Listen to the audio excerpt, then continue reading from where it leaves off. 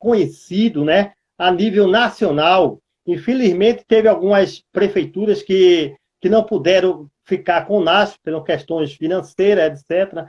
E tem um reconhecimento da população também, da comunidade.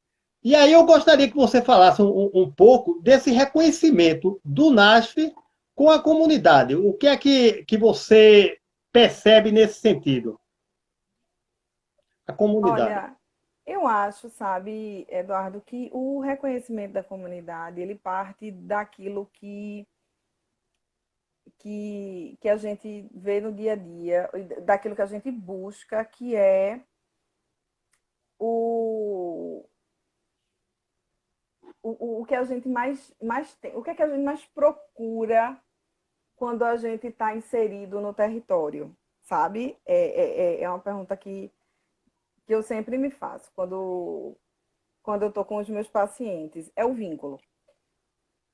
Se eu, enquanto físio, ou você, enquanto psicólogo, não consegue criar vínculo com o seu usuário, não consegue criar vínculo com o comunitário, né? Você não consegue fazer com que ele lhe escute, você não consegue com que aquelas orientações, com que aquelas informações que são passadas elas sejam cumpridas, vamos dizer assim, né? E o vínculo, ele é também a base do que se propõe a própria atenção primária à saúde, né?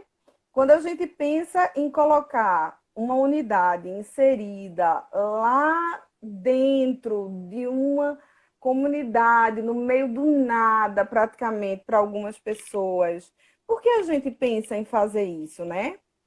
Por que ali? Por que num lugar tão que para algumas pessoas é tão remoto, né? Mas faz todo sentido para a gente, porque a gente quer estar perto, porque a gente quer ter vínculo com essas pessoas, porque a gente quer que essas pessoas, a gente está ali há 9 anos, você está há 9 anos lá na unidade de saúde de Chão de Estrelas, né? Isso. Você, Eduardo.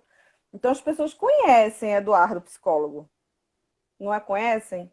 As pessoas Conhece. conhecem você. Esse Conhece, é a o gente seu conhece a reconhecimento, na família, minha né? opinião. Isso. Na minha opinião, o reconhecimento vem daí, sabe? E eu acho que é um reconhecimento quando essas pessoas chegam e conhecem, reconhecem você e conhecem o seu trabalho, eu acho que esse é o maior de todos eles. Como eu disse no início, quando a gente faz o nosso trabalho, né, independente, você me perguntou, né, quando você me fez aquela pergunta em relação a estar na gestão ou estar na ponta, o que é que me deixava mais. É isso, sabe, Eduardo? Eu acho que eu vou chegar no mesmo ponto. A gente faz, tudo que a gente faz para o usuário. A gente faz para a saúde da população, para a saúde dessas pessoas. E quando a gente consegue ter vínculo, criar um vínculo e ver que a gente conseguiu o nosso objetivo, né? Então, eu acho que é isso. Eu acho que o reconhecimento, né? O, o objetivo foi cumprido, né? E o reconhecimento ele vem disso. Independente desse reconhecimento ele ser um reconhecimento do usuário que chega para você e diz obrigada, ou não diz obrigado, mas que você vê que ele fez aquilo que você pediu que ele fizesse, porque para mim isso já é um reconhecimento. Quando eu chego na casa dele, na segunda visita, sabe quando você faz aquela primeira visita que você passa a orientação? E quando você chega na segunda visita, você vê que ele fez, para mim isso para mim já é uma grande felicidade. Você Exatamente. sabe? Carol, E aí você então chegou já aqui. é um reconhecimento. Chegou aqui. Pois não, pode concluir, cara. Pode. E Vê, assim, chegou aqui. independente de ser projeção ou de ser um reconhecimento que venha assim do nosso gerente distrital ou que venha do nosso prefeito ou que venha de um, sabe, ou que venha de outros estados ou que venha de um reconhecimento nacional. Isso não importa de onde venha. Na verdade, para mim, Carol, falando mesmo eu, muito sinceramente falando, o maior reconhecimento para mim ainda é esse. É quando eu vejo que o usuário ele faz aquilo que eu pedi que ele fizesse, né? Que eu chego na casa dele e eu vejo que ele está fazendo o que eu pedi que ele fizesse, porque para mim ele está, a saúde dele está melhorando e ele está progredindo, né? É isso. Isso tem muito É a ver isso. com a questão do vínculo, né? Da Do confiança, vínculo. do trabalho em equipe, né, O Carol? Aí fica realmente vínculo a e a profissional. confiança, né? E é isso. Chegou aqui uma pergunta, Carol. Sim. Que atividades são desenvolvidas de forma individual e em grupo que merece destaque pelo UNASF? Qual seria essas Aí a atividades em gente grupo e individual? são assim, ao longo desses 9 anos, várias coisas foram feitas. Eu vou tentar me lembrar de algumas, assim, mas que Bom, me marcaram mais, mas tem muita coisa que é feita que é muito legal que é feita. Individualmente a gente tem os nossos atendimentos individuais, né? Como eu já falei, tem os atendimentos compartilhados, que eu acho de uma riqueza imensa, já por eu já ter dito, né, que são atendimentos em que a gente tem essa troca, essa educação permanente, esse matriciamento. Então, as puericulturas e os pré-natais são momentos, inclusive, que a gente consegue identificar de forma prévia de um, consegue, por exemplo, uma puericultura de rotina, por exemplo, com uma enfermeira que a gente faz, a gente consegue identificar o atraso de desenvolvimento neuropsicomotor de uma criança de uma forma assim antecipadamente. Então a gente ou lacunas desse desenvolvimento identificada por uma TO, que a gente já consegue identificar e encaminhar serviços e a criança ela já consegue, antes sabe, já consegue ter o atendimento antes mesmo de um diagnóstico. Antes de ter um diagnóstico, por ser identificado lacunas do desenvolvimento, ela já consegue ter um atendimento e já consegue se desenvolver de uma forma mais adequada. Então, isso assim, isso é de uma riqueza muito grande. Né? Às vezes a gente não. E essa é a essência do trabalho do NASF.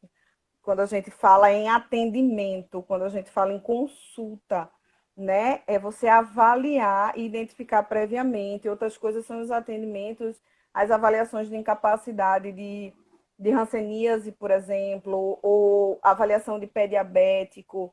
São alguns exemplos que eu estou dando de atendimentos compartilhados, ou pré-natal. O pré-natal, por exemplo, as consultas de pré-natal são importantíssimas muitas vezes. Durante a consulta com um psicólogo, por exemplo, são identificadas questões emocionais que outros profissionais de saúde eles não conseguem identificar, né? verdade. E por motivos óbvios, né? Que passariam desapercebidos e que um psicólogo naquela consulta de rotina ele consegue identificar, marca um atendimento individual e consegue a partir dali fazer um acompanhamento que termina sendo importantíssimo para aquela mãe e aquele bebê, né? Então, assim, Verdade. outras coisas são os atendimentos em grupo, né? Tem os atendimentos, tem os grupos que eles são feitos de rotina, como os hiperdia e etc. E tem os grupos, os atendimentos em grupos específicos, como é o caso do grupo Saúde da Mente, né? Que você bem, né? Que a gente está aqui É verdade. conversando, mas que tem os grupos de saúde da mente, que são de uma riqueza, que é de uma riqueza muito grande. Você já levou temas diversos para eles, para serem conversados com profissionais, né? Os próprios profissionais das unidades, outros personagens diversos. Tem os grupos de gestantes, em que já foram feitos também, já tiveram participação de vários Profissional. convidados, né? Verdade. Também doulas explicando, né? Foi muito marcante para mim, eu me lembro uma época que eu estava gestante, eu era fisioterapeuta, ensinava várias técnicas né, de fortalecimento da musculatura perineal e eu, naquele momento, eu era tanto uma coisa quanto outra. Eu estava inserida naquele contexto como profissional e também como gestante, e foi uma experiência maravilhosa que eu tive naquele momento. Eu me lembro até que era uma unidade que depois a gente não cobriu mais, mas que foi super interessante essa experiência que eu tive de vida, eu posso É até dizer verdade. É assim, importante essa entendeu? visão multidisciplinar e interdisciplinar, né? E muitas vezes até Exatamente. transdisciplinar. E eu me lembro que o É. caso que você levantou aí, dessa questão dessa visão é, macro, né, do ser humano, né, não visando a doença e sim o ser humano, chegou um caso de uma criança, na época ela tinha 6 anos de idade, e que o cabelo dela estava caindo.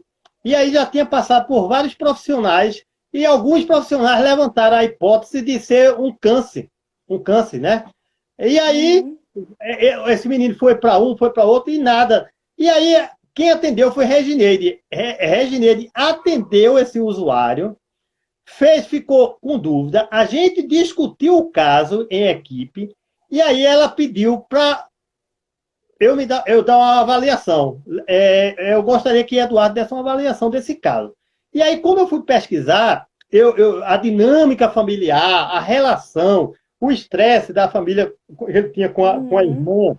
a irmã estressava muito ele, eu percebi que a queda do cabelo dele era uma queda de origem emocional e que se dá chamada de alopecia areata. Então, veja bem, aí a gente levou para a equipe e foi o diagnóstico. Encaminhamos esse usuário para o IMIP, chegando lá no dermatologista, um dermatologista especialista, primeira coisa que ele disse, isso é alopecia areata.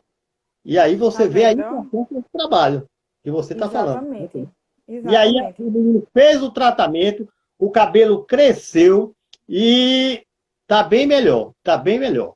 Tá vendo? Pois é. Ô, E assim, Carol, tem várias outras coisas, sabe, Duda? tem Eu vi, várias eu vi outras coisas. Gisele entrando agora e me lembrei da época, ela agora é do PNI, mas eu me lembrei da época que ela era do PSE e me lembrei de todas as ações e todas as atividades que a gente já fez em escola. E quando eu digo escola, eu não estou falando só das atividades da política de saúde na escola, não. Sabe? Que foram muitas e inúmeras, e você sabe disso, né? É, Que são maravilhosas as atividades do PSE, mas também daquelas com adolescentes que a gente fez na escola, levando temáticas maravilhosas, desde técnicas de relaxamento e meditação, até falando prevenção de suicídio, né? Que a gente chegou sobre a fazer. prevenção de suicídio, a gente já chegou a falar sobre questões e temas de sexualidade, tem as meninas Gagueira.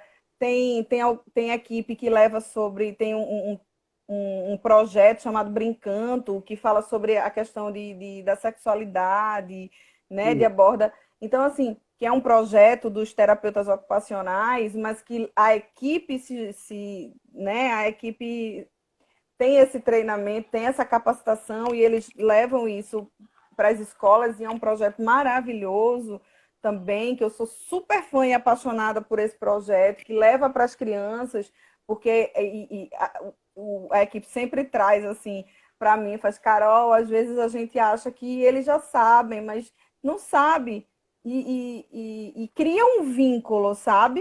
Um vínculo tão grande por você estar contando e estar relatando e estar ouvindo o que eles têm a dizer por mais. E é muito interessante essa também abordagem na escola com crianças, com adolescentes, idosos, maravilhoso, grupo de idosos. Tem passeios, tem equipe que leva, né? Eu já participei de alguns momentos como esses e enquanto coordenação já assim já tive, né, o relato e as fotos e tudo de equipes que levaram para o Museu do Homem do Nordeste, teve Ah, equipe que levou para o Parque do Baobá, teve grupo de saúde mental que levou para praia, teve gente que foi para o Parque da Jaqueira, sabe? E levando os grupos, e assim, grupo de, sabe? Sem contar que os mutirões também, porque depois que a criança sai da puericultura, nessa fasezinha, então fazendo mutirões. Então, assim, ações tem muitas, fora as mobilizações em saúde que são feitas, né, Eduardo? Essas ações verdade. que a gente faz, que são, assim, diversas. Se eu for falar aqui, eu vou passar o resto da noite inteira falando sobre várias E aí vai ter coisas. que ter um pouco o objetivo que está faltando ali 10 minutos, né? E aí, no caso, Pois se é. realmente estiver mais bombado, a gente pode reiniciar. Vê só, chegou aqui uma pergunta de Maceió. E aí a pessoa pergunta aqui o seguinte: ele quer saber, nesse período de pandemia, né, em relação ao período de pandemia que estamos vivenciando, quais as atividades que os profissionais estão desenvolvendo nesse período? Quais as possibilidades e limitações? O que é que os profissionais do NASF estão fazendo nesse período de pandemia? E as dificuldades, né? E as possibilidades. Mandar um Certo. beijo aqui para a Edna, viu? Do CAPS José Carlos Souto. Um abraço. Pois é, o que acontece é que logo no início teve um pouco de dificuldade de pensar, né, como é que seria esse papel do NASF, mas eu acho que terminou que foi uma muitos profissionais, as equipes passaram por um momento de reinvenção, né? Começaram a se reinventar e sair daquela, vamos dizer assim, sair da caixinha, né? E se reinventar mesmo e repensar o processo do trabalho, do seu processo de trabalho e a equipe também do seu processo de trabalho e todos nós juntos do nosso processo de trabalho enquanto NASF, né? Que é o mais importante, né? A gente pensar junto o nosso processo de trabalho e todas as possibilidades que a gente poderia ter, né? Lógico, a gente sabe de todas as limitações. As limitações são muito claras para a gente, né? Que são a questão do distanciamento social. A gente não, as consultas elas ficaram difíceis. A gente só pode atender agora casos que são casos prioritários. Não, a gente tem limitação à quantidade de pessoas para poder atender. A gente, né? Houve um esvaziamento das unidades de saúde, inclusive para fazer muitas das atividades, as atividades em grupo ficaram suspensas, né? A gente não pode mais fazer as atividades em grupo pela questão da quantidade de pessoas mesmo, até as reuniões de equipe a gente não tem como fazer, elas passaram a ser remotas, passaram a ser, né, à distância. Então foram muita coisa foi reinventada. A gente passou também a usar muito a tecnologia a nosso favor, de uma certa forma, né? Aprendeu a usar a tecnologia. Muita gente não sabia nem usar a tecnologia, eu confesso a você, né? Que eu fui uma delas, né? A gente é considerado analfabeto digital, a gente teve que se alfabetizar digitalmente, né? Ou seja, uma Exatamente. reinvenção, né? Aí chegou a ser incorporado no processo de trabalho do NASF, né? Do NASF e Teve de que outros, ser outros serviços. exatamente, né? Por exemplo, você mesmo foi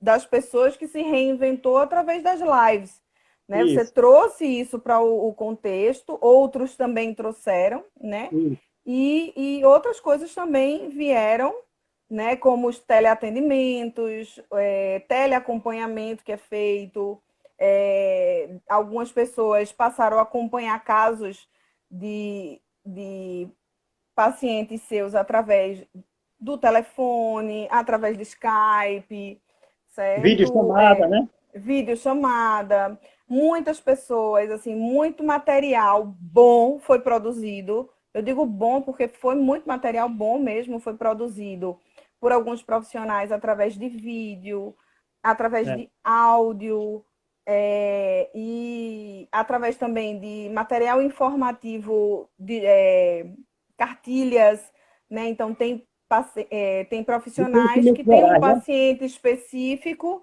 e esse Isso, paciente específico, ele precisa de uma atenção especial e nessa atenção especial, além do atendimento, de falar com ele por telefone, além de uma chamada de vídeo, além de ela ainda faz uma cartilha, ainda envia, ainda faz uma atividade, um vídeo explicativo, ainda faz um acompanhamento individual para ele, mas de uma forma totalmente nova, certo? E isso, tem grupos que estão acontecendo pelo WhatsApp também, grupos de idosos que estão acontecendo por WhatsApp, em que os profissionais resolveram dar continuidade, os idosos também estão participando, grupos de acompanhamento de hanseníase, por exemplo, ou de outras temáticas que são específicas de diabéticos, de hipertensos. Tem mães que estão sendo acompanhadas, que tem filhos com autismo. Então, tem grupos que são de temáticas específicas por WhatsApp. E tem muitas ações que estão acontecendo no território também ao ar livre, né? Que são as ações educativas. Que Né? A massa. gente evita o aglomerado, não estão sendo feitos os grupos, mas os profissionais, eles estão se reinventando. Então, a gente tem profissional que está tem até a tua equipe mesmo, tem uma ideia maravilhosa que a gente chama do shot do coronavírus, né? Isso. Que É. você sabe disso, você já Muito participou, bom. que coloca a música e anda pela comunidade com a música, chamando a atenção e orientando as pessoas sobre o distanciamento social, sobre o uso correto de máscara, sobre a higienização das máscaras de pano, que é uma coisa que é importante agora, né? A Então, distribuição assim, das máscaras, né, para aquelas a pessoas própria vulneráveis. distribuição. Outra coisa que é feita, né, que é a arrecadação dessas máscaras, é feito também, já foi feito com algumas costureiras, então, é, arrecadou tecido, então foi atrás de costureira da comunidade para fazer as máscaras, doar, tem gente que vai para a rádio comunitária, fala algumas coisas, então tudo é uma adaptação. Estão sendo feitas muitas atividades que foram adaptadas a esse processo que a gente está vivendo hoje, né? No Distrito 2 não foi feito, inclusive né, eu falo mais das atividades que são feitas no Distrito 2, porque é o distrito que eu coordeno as equipes, mas aí houve no Distrito 1, que é uma ideia que foi muito bacana, eu achei muito lindo, e tem umas coisas que ficam na cabeça, que foi o cinema. Né? Teve uma equipe que fez em um conjunto habitacional, e eu achei muito bacana essa ideia que eles fizeram. Em um conjunto habitacional, eles colocaram um cinema, eles projetaram em uma parede para o pessoal que estava em casa. São ideias que vão aparecendo. Tem outras de outros distritos também. Eu estou Que falando massa, sobre né, essa cara? porque eu achei bem bacana também. Mas tem de outros distritos outras ideias também bem bacanas. Legal. Vê só, Carol, a gente está faltando 5 minutos. Aí tem uma Me pergunta diga aqui aí a prioridade. que eu achei muito interessante. E aí aqui a pessoa pergunta quais as perspectivas para a pandemia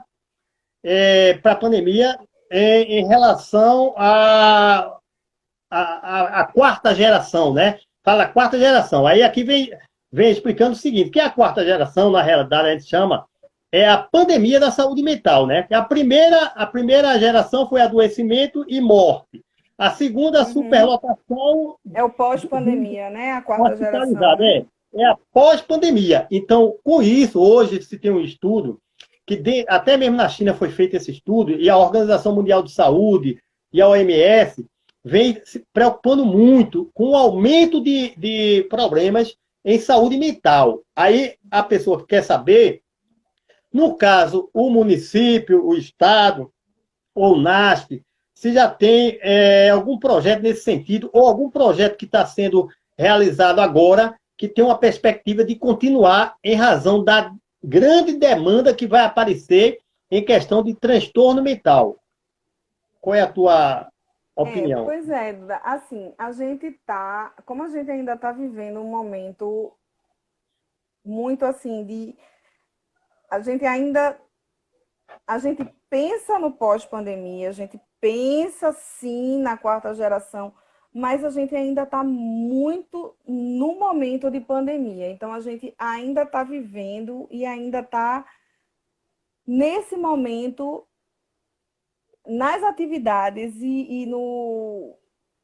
Sabe o que eu quero dizer? A gente está vivenciando, a gente ainda está vivenciando tão vivamente esse Esse processo momento. ainda, né? Esse momento ainda de pandemia, dessas outras gerações que ainda não se está, não é que não esteja se pensando na quarta geração, né? Inclusive em alguns momentos, com até outras categorias, para você citou a questão de saúde mental, mas até com outras categorias profissionais já teve um momento que já se falou, inclusive, em protocolos de como seria nesse momento de retorno de, do, né, dessas pessoas ao território e protocolos para os momentos seguintes e tal, mas a gente está vivendo um momento ainda de preservar as vidas, assim, ainda está se vivendo tão intensamente esse processo que eu acho que não é que não é o que eu quero que você entenda é isso, né? Você e todo mundo. Não é que a gente não pense no futuro. Obviamente, eu acho que a gente tem que sempre pensar no futuro e pensar e projetar como é que vai ficar e como é que vai ser a nossa rede. Porque quando a gente pensa, como você diz, quando a gente pensa em saúde mental, hoje já se aumentaram os números de depressão, de tentativa de suicídio, Verdade. hoje já aumentaram esses números. Hoje, nesse momento, já se aumentaram esses números pelo próprio contexto que estamos vivendo. Então, assim, é como você mesmo disse, já tem estudos que se fala nessa perspectiva para a quarta geração. Então, assim, é lógico que a gente tem que pensar nisso, mas eu acho que é uma coisa que serve para uma reflexão, entendeu? Eu acho que serve Ok. exatamente para a gente começar a pensar sobre isso. Eu acho que essa pergunta é importante, é interessantíssima, para que a gente comece a refletir também sobre essa perspectiva futura. A gente está pensando no hoje, mas a gente tem que sempre pensar no amanhã também, né? É. Quando passar, Assim, como eu a acho gente vai se preparar, né? isso. De uma certa Dúvida. forma, Carol, eu acho que aqui nós temos um trabalho muito bonito aí, que é o Atende em Casa, né? E que já se projetou, eu diria até nesse sentido, de fazer o atendimento em casa para aquelas pessoas em relação à saúde mental, né? E aí, Aham. assim, na minha visão pessoal, que eu acho que é um serviço que vai permanecer, que é um serviço que deu certo e lá na frente já pode se utilizar dele. Isso. E é até Entendeu? importante a gente falar sobre isso para quem não conhece, né? O Atende.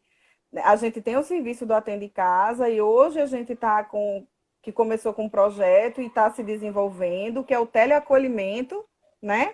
Que é Isso. exatamente para as pessoas que procuram o Atende em Casa e que sentem que emocionalmente precisam de um apoio, né? Isso, você é um teleacolhedor É verdade.